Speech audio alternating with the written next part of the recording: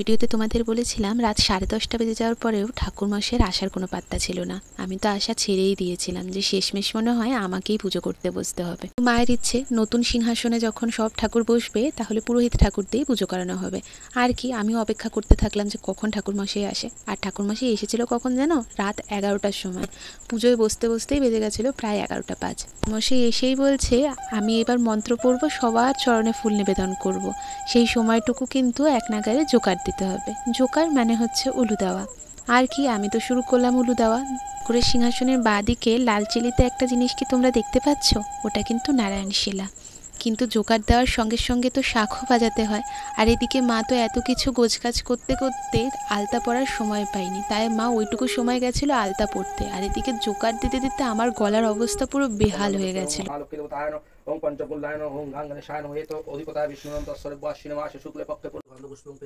ঠাকুরমশাই আসার আগের থেকেই মা বলছিল সিংহাসনে কোথায় যেন সিঁদুরের ফোঁটা দিতে হয়।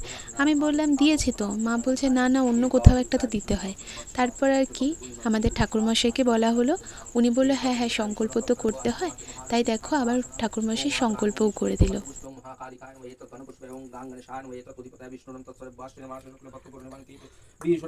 আর সোনামার পুজো শেষ হতে কতক্ষণ সময় লেগেছিল আর কি কি রান্নাবান্না হয়েছিল সেটা দেখাবো তোমাদের পরের ভিডিওতে। ভিডিওটি ভালো লাগলে লাইক কমেন্ট সাবস্ক্রাইব করে দিও। সবাই ভালো থেকো, সুস্থ থেকো, রাধে রাধে।